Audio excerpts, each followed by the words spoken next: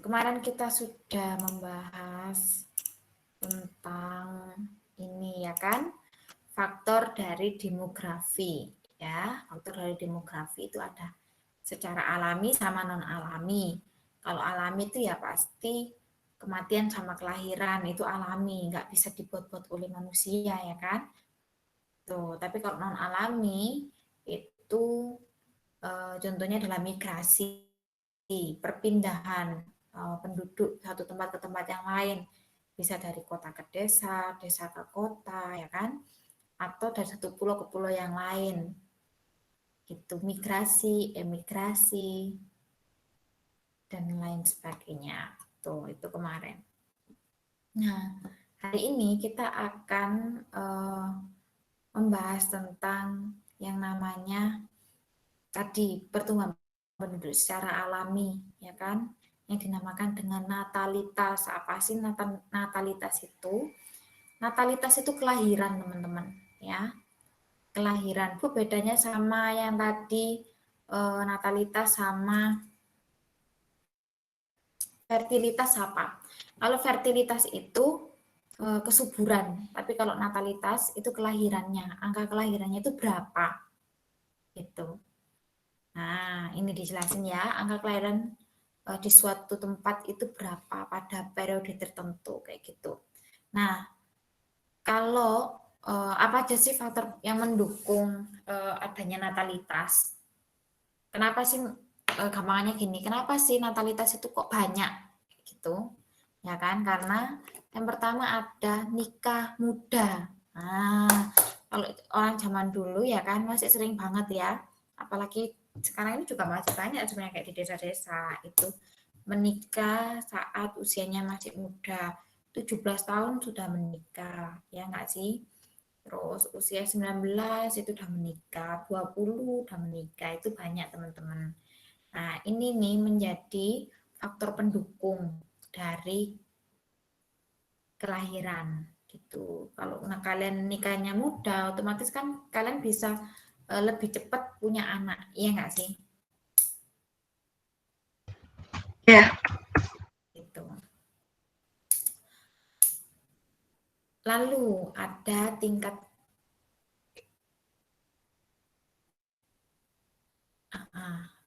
oke lah, lanjut aja lah.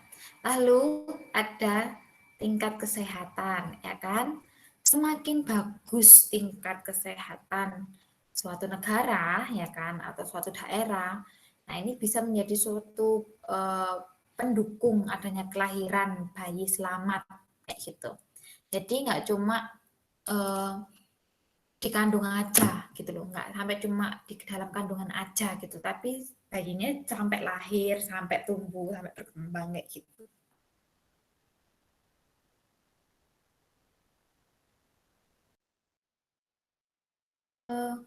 Bisa mengalami kematian, misalnya nggak sampai dilahirkan, belum sampai dilahirkan sudah meninggal bayinya karena misalnya kurang gizi, kurang vitamin,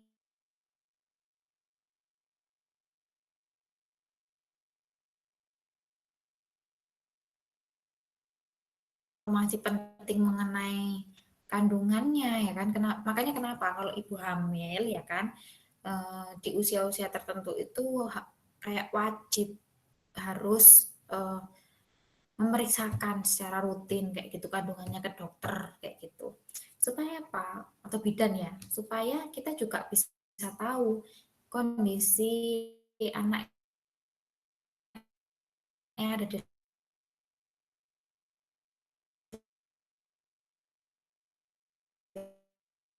rahim kita ini gini namanya. Nah, kalau tingkat kesehatan tidak baik ya kan, tingkat kesehatan masyarakatnya itu nggak baik, ya secara otomatis itu bisa menyebabkan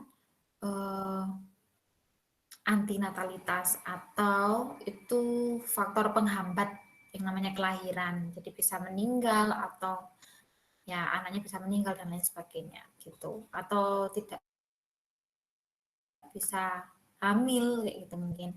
Lalu yang ketiga, nah ini kalian ingat nggak sih ada asumsi orang-orang kalau banyak anak itu banyak rezeki, pernah denger nggak? Pernah. banyak anak banyak rezeki. Pernah dengar nggak? Nah, itu asumsi orang. Nah, orang dulu itu berpikir bahwa semakin banyak anak itu semakin banyak rezekinya. Jadi nggak heran kalau nenek kakek ke atas ada yang 7, ada yang 10, ada yang 12 mungkin ya kan. Nah, tapi coba kalian lihat dari semua anak itu dari misalnya 10 anak ya kan. Misalnya mereka melahirkan 10 anak. Apakah 10 anak itu benar-benar tumbuh berkembang dengan baik? Atau misalnya ada yang misalnya meninggal, atau ada yang ya bisa dikatakan dalam tanda kutip mungkin jadi susah sebenarnya kayak gitu. Contoh, nggak heran kalau namanya anak pertama itu jadi kayak tulang punggung keluarga, nggak sih? Karena dia itu kayak yang pertama gitu loh. Yang pertama kali Bu Ratna, lahir, nyandet. itu saya lihat adik-adiknya ini banyak ya. Oke. Masih nyandet-nyandet? Enggak. Ya, yes. Nanti kalau nyandet-nyandet bilang ya. Gini. Tadi sampai mana tadi? Asumsi banyak anak banyak rezeki. Ya itu asumsi kuno ya. Banyak anak banyak rezeki gitu. Nah, kenapa sih mereka itu kayak berpikirnya kalau banyak anak itu banyak rezeki? Karena kalau orang dulu nih ya punya sawah misalnya 10 hektar kayak gitu ya kan. Orang dulu tuh sawahnya gede-gede teman-teman. Punya tanah itu besar-besar, misalnya 10 hektar. Ya, 10 hektar ini misalnya mereka punya, ibu gambarin deh. Nggak enak kalau nggak ada papan ini. Misalnya 10 orang itu ya kan punya sawah 10 hektar seperti ini 10 hektar ya kan. Satu orang tuh punya sawah 10 hektar bapaknya. Nah, dia punya anak 10 tuh ya kan. 10 anak ini bisa membantu meringankan beban pekerjaan dari orang tuanya tersebut gitu. Jadi mereka bisa membantu orang tuanya. Jadi yang 10 hektar ini ya kan mereka nggak perlu nyuruh orang untuk mengerjakan sawahnya. Bisa dikerjakan bareng-bareng karena anaknya banyak kayak gitu. Terus juga apa namanya?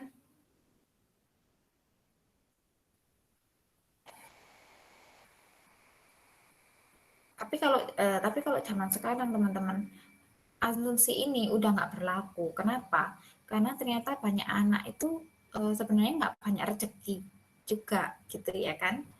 Karena ya biaya sekolah anak itu mahal. Terus kalau misalnya kita punya misalnya 10 hektar ini ya kan, kita punya anak 10, otomatis sawahnya kan dibagi untuk 10 anak, iya nggak sih? Nah, jadi satu anaknya itu dapat 1 hektar kayak gitu ya kan? Nah, itu. Dapatnya 1 hektar 1 hektar. Nah, ketika anaknya ini dapat 1 hektar 1 hektar teman-teman. Nah, satu anaknya lagi misalnya nih, misalnya sebelah sini nih, misalnya sebelah yang tengah deh, misalnya tengah ini. Nah, satu anaknya lagi ini punya anak juga 10. Nah, 1 hektar ini akan dibagi lagi kan jadi 10. Bayangin, 10 hektar dibagi 10 ini berapa coba ya kan? Nah, akan lebih banyak teman-teman kayak gitu. Jadi jatuhnya kayak per anak itu akan dapat kayak warisan itu cuma sedikit kayak gitu, nggak terlalu banyak. Nah, kalau dibandingkan dengan sekarang, asumsi ini, ayo coba dilihat lagi. Uang SPP-mu itu berapa? Coba Ibu pengen tahu di sini siapa yang punya keluarganya banyak, kakak adik,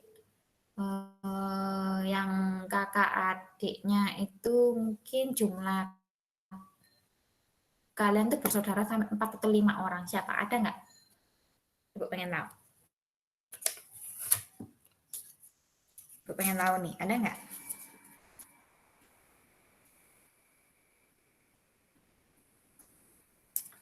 Ada? Yang jumlah saudaranya Bu, saudaraku 4 Bu. Ada nggak? Nggak ada.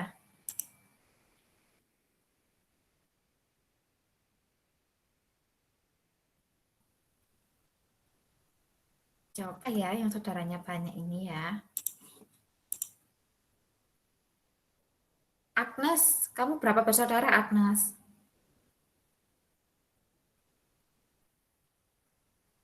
Halo Agnes.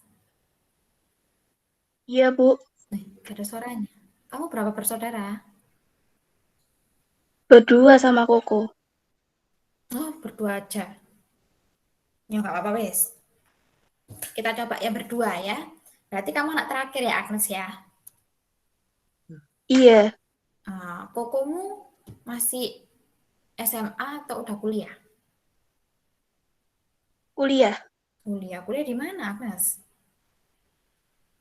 di WM. Di WM. Oke, sebentar. Stop sharing dulu. Coba ini bisa nggak ya pakai whiteboard?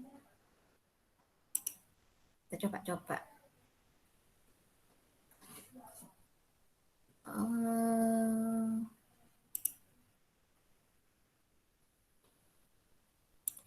Di kalian keluar Jamboard juga nggak?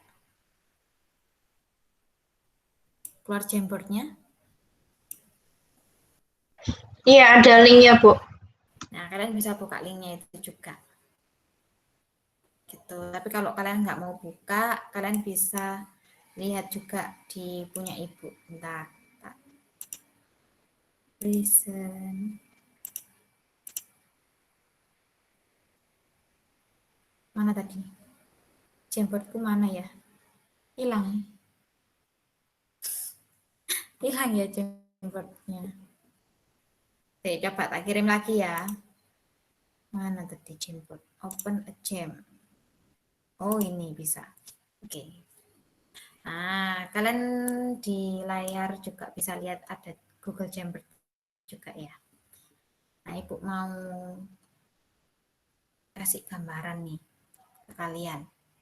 Misalnya nih, orang tua kalian, si Agnes tadi misalnya punya 2 anak, ya kan? Ini kukunya, contoh ya. Ini si Agnes, Agnes paling kecil. Misal ya. Nah, ini Agnes. Wah, jelek banget. Aduh, ya. Nggak apa-apa kok, Bu. Nah, kasih contoh ya. Nah, misalnya nih, biaya sekolah ini berapa sih?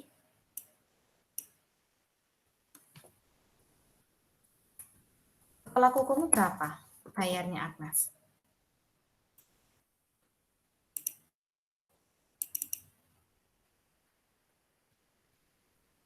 Oh, kalau uang sekolahnya Agnes dulu deh. Kalau nggak tahu kayaknya.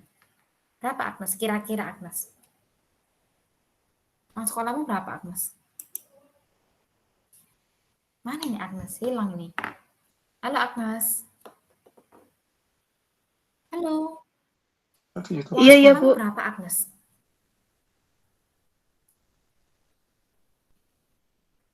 1 juta berapa gitu, lupa, Bu. Berapa? 1.300.000 ada?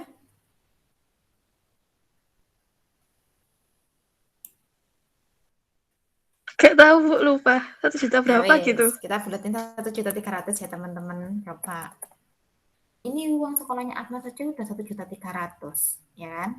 Kalau kokonya berapa? Pasti lebih toh, karena tingkatannya udah lebih dari Agnes, ya kan? Ya anggaplah kokonya 1.500.000 gitu ya. Bisa lebih bahkan teman-teman. Kalau kuliah itu kan ya uang kuliahnya itu per semester gitu loh. Terus ada SKS kalau kalian di swasta.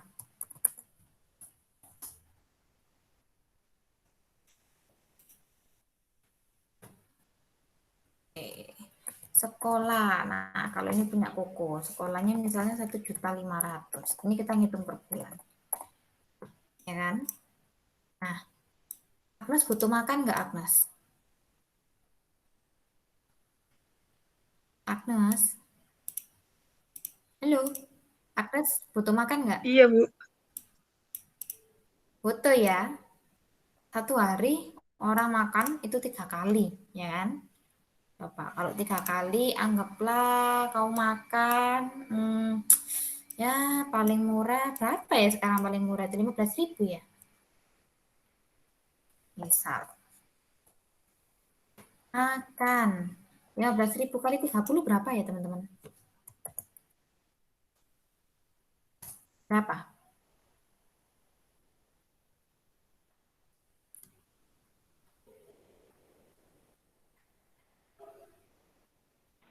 50. 450 ya? 450. Ini baru makannya si Agnes. Nah, tambah makannya kukunya juga sekian, ya kan? Agnes kalau ke sekolah mesti minta uang jajan nggak? Iya. Berapa Agnes? Biasanya dikasih 20-an gitu. 20 ya. 20.000. 20.000 kali 1 bulan berapa? 20 kali 1 bulan 30 kurangi 4, 30 kurangi 4, 26 kali 26 ya, coba ya, 520.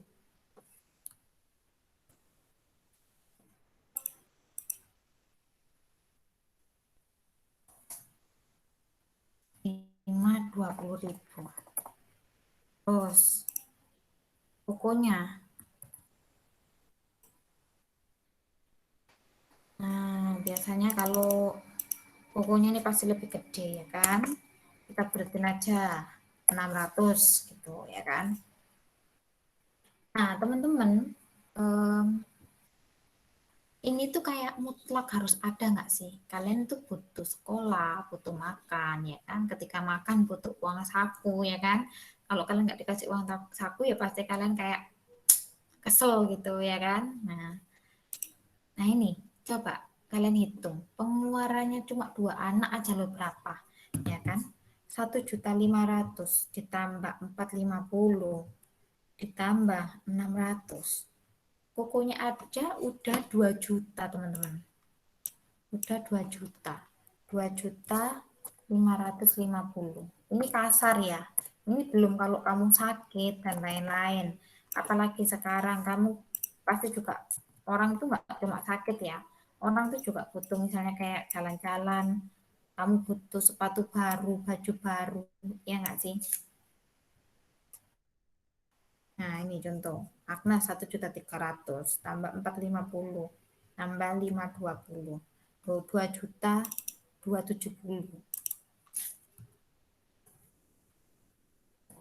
270. Nih, 2 anak aja loh teman-teman. Itu udah hampir 5 juta pengeluaran keluarga kalian itu, ya kan? Jadi, intinya untuk sekarang ini semakin banyak anak, ya kan? Belum tentu itu adalah semakin banyak rezeki kayak gitu. Ya kan? Karena apa? Ya, konsepnya sekarang pendidikan itu semakin mahal, teman-teman. Kamu makan itu juga mahal, teman-teman. Ya nggak sih? Kesehatan itu juga mahal banget, teman-teman. Makanya kenapa kalau kita nih harus jaga kesehatan kita, ya kan? Jangan sampai sakit, jangan sampai ngedrop. Nah, kenapa sih kita juga perlu WFH, ya kan? Untuk jaga diri kita ini biar kita nggak tertular teman kita yang kena misalnya kayak COVID, kayak gitu ya kan? Nah, itu untuk menjaga kesehatan kita, teman-teman. Karena memang biaya untuk sakit ya, biaya kesehatan itu mahal, teman-teman. Ini aja kalian belum belum menghitung kalian beli sepatu, beli baju ya kan. Kalian pengen makan di luar atau jalan-jalan nge-mall ya kan. Ini belum termasuk loh. Bu Ratna yakin deh, misalnya uang 20.000, uang sakumu 20.000 itu nggak mungkin itu mau buat nge-mall ya kan. Pasti minta lagi sama orang tua, Pak nanti aku mau nge-mall gitu. Nah, minta sama orang tua lagi ya kan. Nah, jatuhnya itu sebenarnya lebih banyak teman-teman. Itu bayangin kalau misalnya nih anakmu sekarang ada 10 kayak gitu. Waduh, udah berapa coba? Satu anak aja anggapannya 2.500.000. Kita harus ngumpulin uang 25 juta kayak gitu. Itu belum keperluan untuk mama papamu, cuma anak aja. Gitu. Coba sampai sini ada yang mau tanyakan dulu enggak?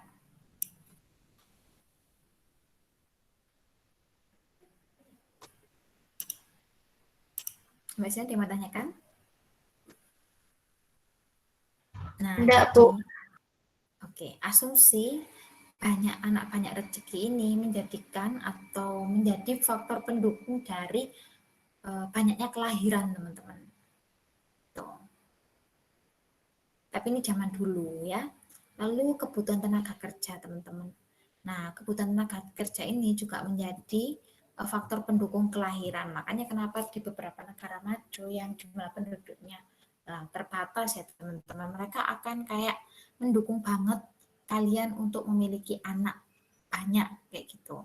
Karena mereka konsentrasinya kita tahu kayak mereka ini lebih senang kerja, bahkan anaknya paling cuma satu, paling banyak dua kayak gitu.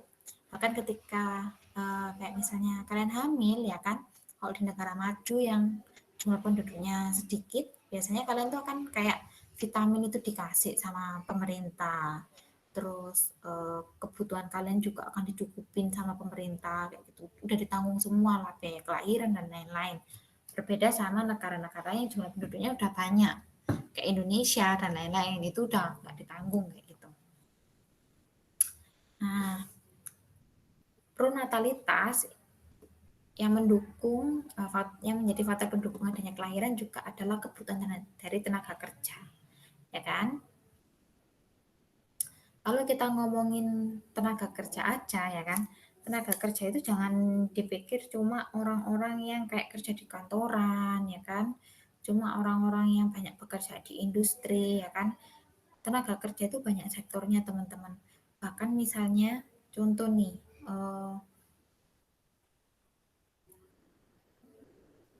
yang membantu kalian di rumah kayak gitu ya kan, untuk membersihkan rumah dan lain-lain itu kan juga termasuk salah satu tenaga kerja ya kan.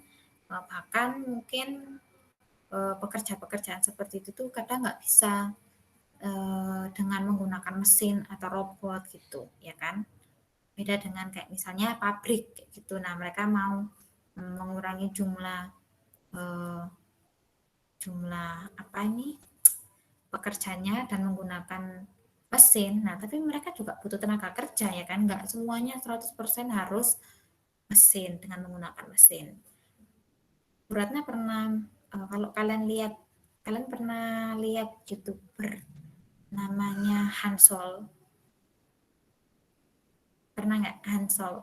Iya, Vivi tahu, Bu. Nah, Pepe tahu ya. Nah, ibu juga biasanya lihat dia.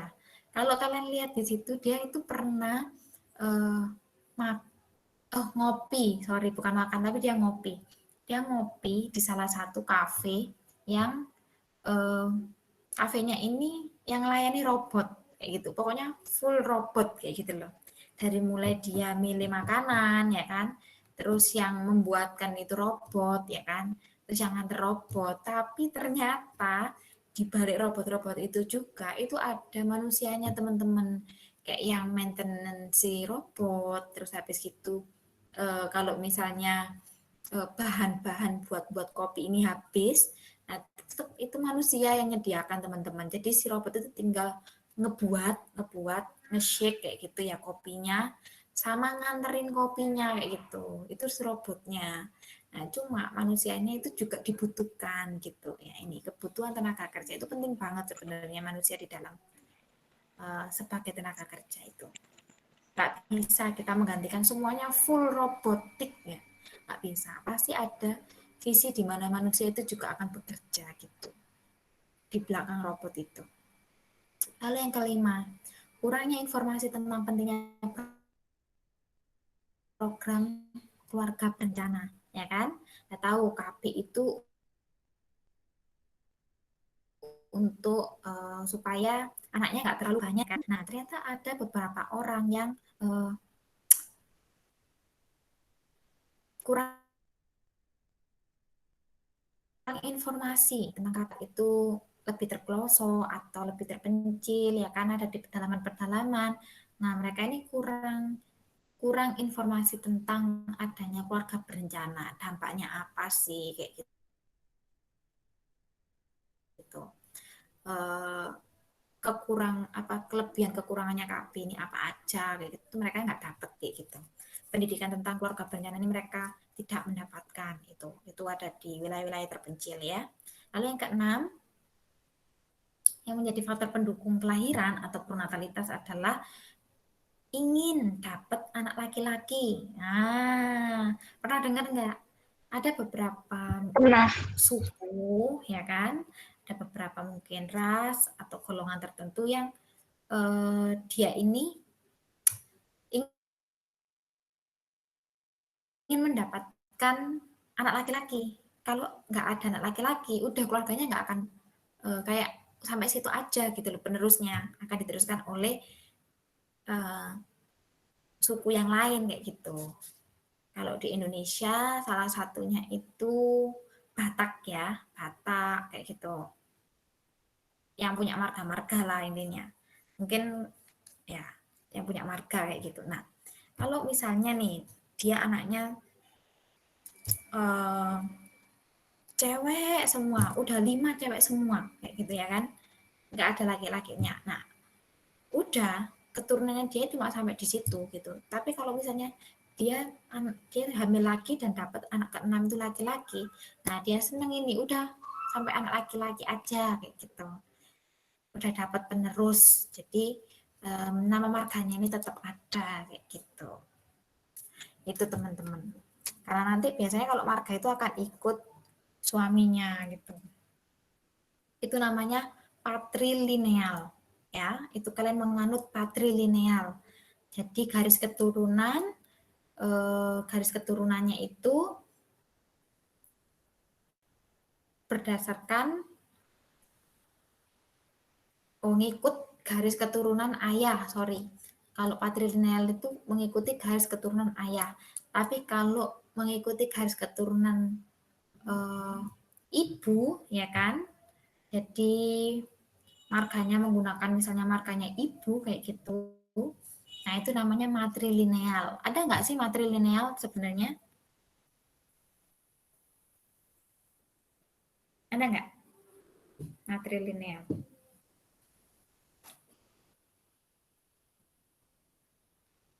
Bingung ya? Belum tahu ya?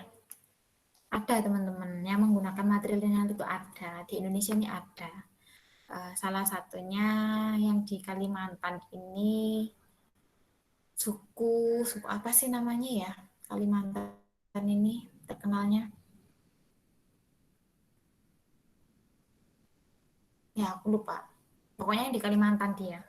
Nah, itu dia menggunakan garis keturunan ibu atau matrilineal gitu. Jadi kalau dia punya anak perempuan, itu mereka lebih senang karena itu adalah yang meneruskan garis keturunan mereka kayak gitu. Terus ada lagi teman-teman yang menjadi faktor pendukung dari kelahiran itu.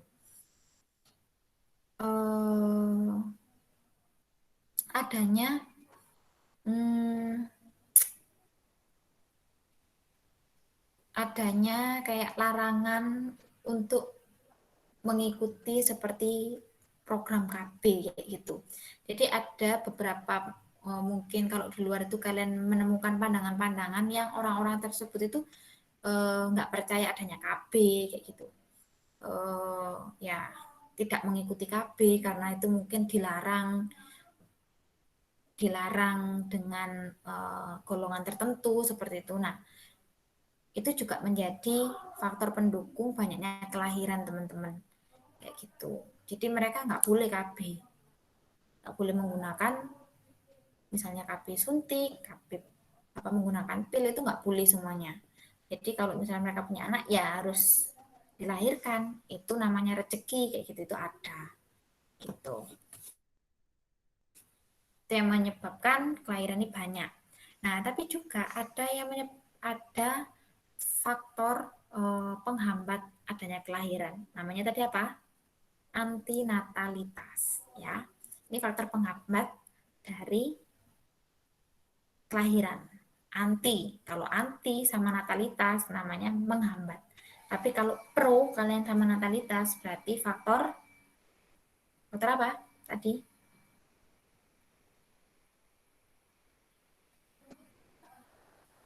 Pronatalitas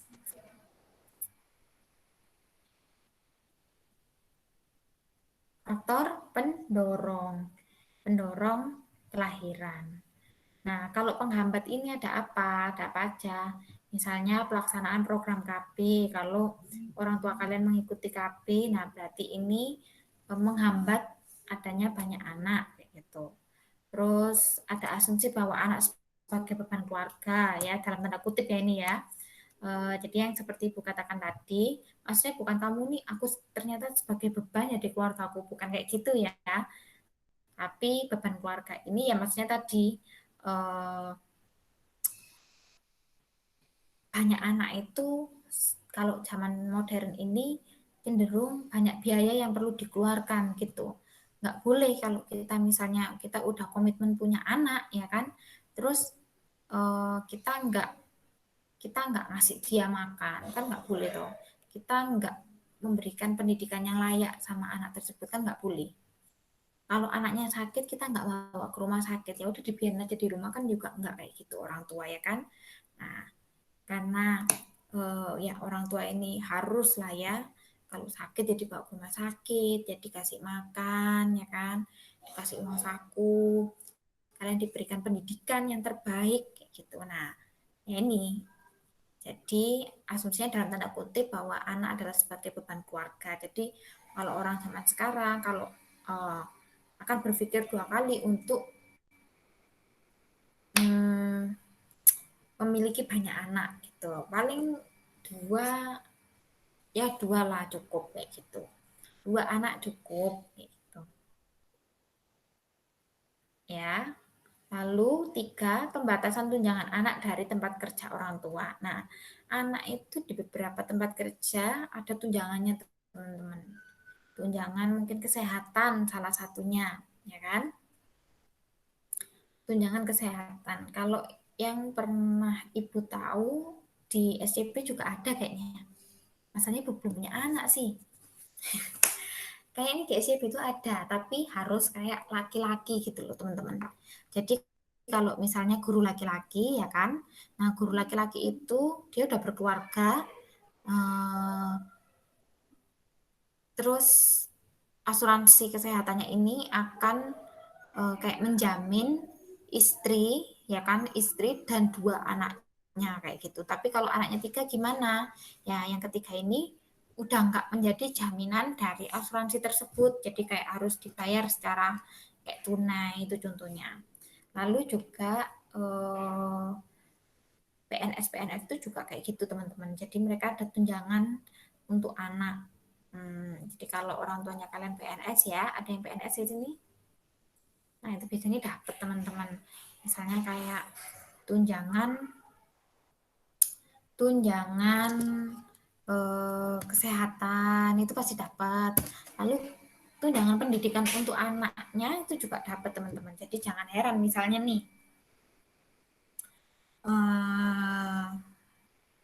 orang tua kalian mungkin jadi PNS atau kalian jadi PNS, terus anaknya ini mau daftar beasiswa, biasanya itu akan lebih sulit, bukan berarti nggak bisa, tapi akan lebih sulit karena orang tuanya PNS tadi. Kenapa? Karena sebenarnya anaknya itu udah dijamin kayak gitu loh sama pemerintah. Ada biaya pendidikan dari pemerintah yang digunakan untuk anak kalian kayak gitu. Tapi itu tadi anaknya ada berapa? Misalnya anakmu ada misalnya 3 kayak gitu ya, yang ditanggung mungkin 2 kayak gitu, nggak mungkin semua. Nanti kalau semua, nah misalnya ada 10 anak nih, nah akhirnya kan jadi beban negara juga kalau misalnya 10 anak itu akan ditanggungkan oleh negara kayak gitu. Ya, ada range-nya lah berapa anak yang masih ditanggung oleh pemerintah itu. Lebih dari itu sudah enggak. Yaitu untuk PNS ya. PNS, terus apalagi tuh kayak polisi, TNI gitu itu juga sama dan lain sebagainya. penundaan usia pernikahan. Nah, kayak Bu Ratna sekarang kan belum menikah ya. Nah, ini menjadi faktor penghambat atau antinatalitas gitu. Penghambat kelahiran. Contoh nih, misalnya kalian misalnya kalau kalian misalnya nih ya kan, gimana ya? Nemuin ya kan orang yang misalnya menikah di usia misalnya 17 tahun. Nah, 17 tahun selesai SMA ya kan, dia langsung menikah misalnya. Nah, paling enggak dia akan misalnya kayak misalkan ya dia akan punya anak mungkin di usia 19 ya kan, 17 tahun di usia 19 dia sudah punya satu anak. Ya. Terus dia punya anak lagi nih, ya dia kan mikir, waduh kalau anakku cuma satu, kasihan anakku, ya nggak ada temennya, kayak gitu. Nah akhirnya dia uh, punya anak lagi, si kakaknya ini punya adik, kayak gitu.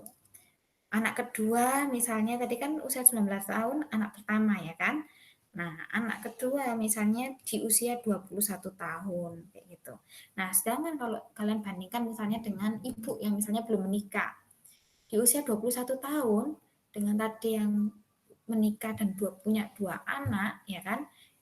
Di usia 21 udah dua anak. Nah, ibu sekarang di usia berapa? Misalnya ibu di usia 25 tahun masih belum punya anak kayak gitu. Nah, ini kan menjadi faktor penghambat eh, penghambat jumlah kelahiran yang ada di negara tersebut ya teman-teman kayak gitu.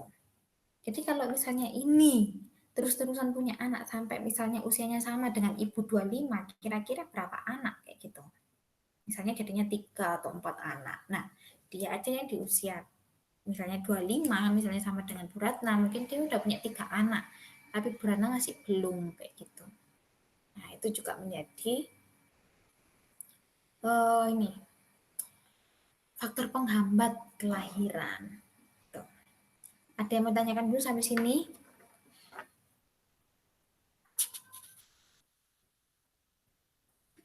Ada? Belum ada. Oke.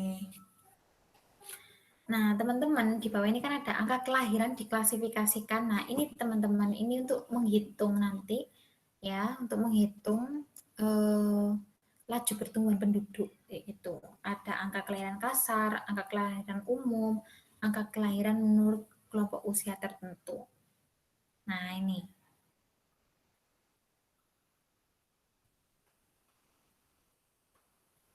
Angka kelahiran kasar yang disebut dengan CBR, ya.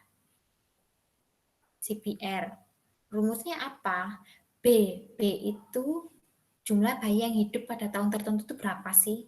Dibagi jumlah penduduk pada pertengahan tahun tersebut. Jumlah penduduknya berapa, intinya gitu. Jadi jumlah bayi dibagi jumlah penduduknya berapa. Dikali konstantannya itu pasti 1000, teman-teman. Dikali 1000. Nah, itu berapa? Nah, nanti tinggal diklasifikasikan di sini. Dia termasuk yang tinggi, sedang, apa rendah. Gitu. Ini dicatat ya. Sudah? Sudah. Oke. Kalau kalian, aduh Bu, malas nyatet Bu. Tak screenshot aja. Gak apa-apa. Terus, ada yang namanya angka kelahiran umum. Ya kan? Nah, ini disingkat dengan GFR. Gitu. GFR. Angka kelahiran umum. Kalau GFR ini sedikit berbeda ya kan. B-nya itu sama. Pokoknya kalau B itu birth, lahir ya kan. Berarti jumlah bayi yang lahir selama setahun itu berapa. Kayak gitu. Dibagi. Nah, PF itu jumlah wanitanya yang berusia produktif. Produktif itu usia 15 sampai 49 tahun itu berapa. Kayak gitu. Kalau yang pertama ini ya kan, yang pertama ini kan jumlah penduduk keseluruhan ya. Jumlah penduduk keseluruhan, P-nya ini jumlah penduduk keseluruhan. Tapi kalau di GFR kita cuma ngambil yang di usia 15 sampai 49 tahun aja. dikalikan 1000 per 1000 penduduk kayak gitu loh nanti teman-teman. Jadi kayak angkamu ini nanti mewakili 1000 penduduk gitu. Ada yang bertanyakan dulu? Udah dicatat? Udah di screenshot, Bu. Bu, tadi Oke. yang apa sebelumnya ini apa? Nah, Angka kelahiran kasar. angka kelahiran kasar itu berarti selalu K-nya ini selalu kalikan 1000 ya? Semua, kalau ada K teman-teman itu dikalikannya 1000. Karena Pasti mewakili ya, Bu? 1000 penduduk. Oke, pasti. Kalau ngomongin tentang penduduk pasti 1000 ya. Oke, Konstantanya Bu. 1000. Oke, kalau ini juga kan ada K juga kan? K-nya juga 1000 teman-teman. Gitu. Cuma bedanya di sini aja loh. Ini di usia 15 sampai 49 aja yang diambil. Jadi nggak semua jumlah penduduknya.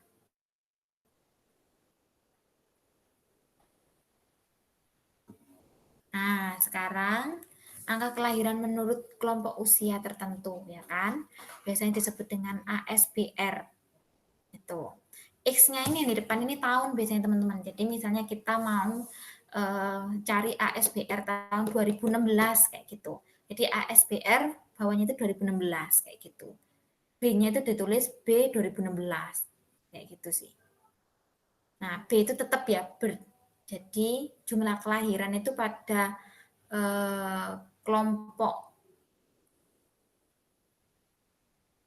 jumlah kelahiran itu berapa di tahun tersebut, di tahun 2016 itu berapa kayak gitu, dibagi ya kan jumlah penduduk wanita kelompok umur X itu berapa kayak gitu.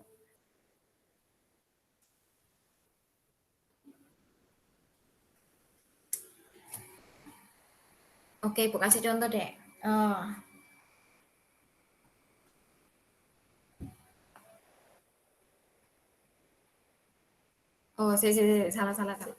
ASBR X ya, X itu kelompok umurnya. Jadi misalnya ASBR 2, berarti dia itu cuma meneliti, dia cuma menghitung yang usia 20 sampai 24 teman-teman. Tapi kalau ASBR 3, kita cuma ngitung yang di angka 25 sampai 29, itu per kelompok umur maksudnya. Jadi B-nya nanti mengikuti kelompok umur tertentu itu. Berarti misalnya kelahiran di kelompok umur 3 ini di usia 25 sampai 29 tahun itu ada berapa orang. Terus jumlah wanitanya itu juga berapa orang di usia 25 sampai 29 kayak gitu. Ada yang mau tanyakan dulu sampai sini? Dari 3 ini aja. Yang ASBR ini, Bu, berarti kan saya B, itu kan B-nya X, X-nya nanti diisi sama misalnya B-nya itu 2, berarti nanti umurnya 20 sampai 24 gitu ya? Iya, kayak gitu. Yang benar gitu, sorry. Jadi ASBR X-nya itu diisi kelompok umur berapa, kayak gitu. Itu pilihannya ada 1 sampai 7. Gitu. Jadi kalau biasanya kita lihat di BPS, kita kan pernah cek BPS ya kan, itu kan ada kayak jumlah penduduk dan lain sebagainya kayak gitu. Nah, di situ biasanya ada kayak misalnya umur 15 sampai 19 itu jumlah wanitanya berapa, jumlah laki-lakinya berapa, jumlah penduduk secara keseluruhan berapa. Nanti bawahnya itu umur 20 sampai 24 itu berapa kayak gitu. Nah, ini menurut kelompok usia. Ada yang mau tanyakan sampai sini? Enggak? Minggu depan kita praktek ya. 3 ini, mengenai 3 ini. Ini nggak usah dulu, angka kematian. Kita akan praktek 3 ini. Gitu. Bahannya nanti Ibu siapkan ya. Nanti prakteknya individu aja ya. Karena nanti menghitung. Nanti yang berkelompok ada di akhir. Itu nanti kalian membuat apa namanya? Apa sih? Bukan diagram, apa sih aku lupa ya. Ya itulah. Aku sampai lupa. Ya itu nanti aja. Tapi nanti ini menghitungnya kita akan menghitung sendiri-sendiri gitu ya. ininya udah pasti kok teman-teman. Kalau angka 1 ini 15 sampai 19, angka 2 ini 20 sampai 24. Ini akan digunakan di nggak cuma di kelahiran menurut kelompok usia, tapi juga kematian nanti teman-teman. Gitu. Tapi angkanya juga sama kayak ini loh. Angka kematian menurut kelompok umur, ya kan? Kematian menurut kelompok umur 1 itu 15 sampai 19, 2 20 sampai 24 kayak gitu. Ini sama. Nah, biasanya ini nanti kalau misalnya kalau misalnya ulangan, ibu ini bisa cantumin gitu. Enggak cantumin, jadi kalian nggak perlu repot untuk ngapalin 1 itu berapa sampai berapa ya, 2 itu berapa sampai berapa, enggak. Itu karena udah ada, ya. Ada yang menanyakan sampai sini?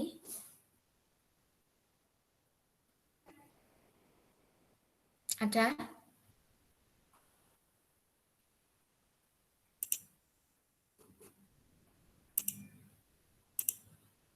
Sudah nggak ada? Enggak. Oke, kalau nggak ada, kita sampai di sini dulu ya. Jadi waktu yang ada bisa kalian lanjutkan untuk ya kalian bisa chat temennya ya kan. Siapa yang mau kalian ajak kelompokan supaya besok kalian bisa langsung mengisi link kerja kelompok sosiologi gitu ya. Oke, terima kasih untuk waktunya hari ini. Selamat siang. Terima kasih, Bu. Iya. Iya. Makasih, Bu. Iya, sama-sama. Bu, itu kan nanti ada yang berkelompok Iya. toh, Bu. Nah, itu kok 27 nggak bisa semuanya 4 orang per kelompok, Bu. Jadi aku mau tanya, boleh nggak ada satu kelompok yang bertiga? Nggak apa-apa, itu maksimal aja. Oh, maksimal aja. Boleh, boleh. Karena itu maksimal. Oh, Maksimal 4 orang. oke, oke. Makasih, Bu. Dadah, Bu. Iya, sama-sama. Makasih, Bu. Dadah. Bu, tugasnya belum keluar ini Iya, ya? sama-sama. Enggak, belum ada tugas minggu depan ini ya. Oh, ini Tugas. cuman bagi kelompok toh ya? Oke. Bagi kelompok aja. Ini buat besok ya, bagi kelompok sosiologi. Ya, hari ini Gio gak ada tugas tuh, Bu. Jadi kamu cari. Geo tugasnya minggu depan. Kalau sosiologi itu besok, ya kan? Jadi kamu cari kelompoknya dulu gitu. Biar besok kamu nggak nyari-nyari, tinggal kamu nulis saja di link yang ibu kasih. Oh, iya. Mau kelompok nama siapa? Mau sama Catherine juga nggak apa-apa gitu. Dihubungin, Cat sama aku ya, gitu ya. Siap. Oke, selamat siang. Makasih, Bu. Bu, Gio ini kita belajar KB ta, Bu? Apa sih, Ya, Bu? sama-sama. Penduduk ya? Ya. Tentang penduduk, jadi tentang kayak kelahirannya, terus kematian, migrasi, kayak gitu, ngitung penduduk. Gitu. Kita ngitung-ngitung, kebanyakan ngitung sih kalau materi ini. Yalah. Oke, Bu. Dah, makasih ya, Bu. Geografi yang banyak ngitungnya itu yang ini. Oh iya, oke. Sama-sama, Michael.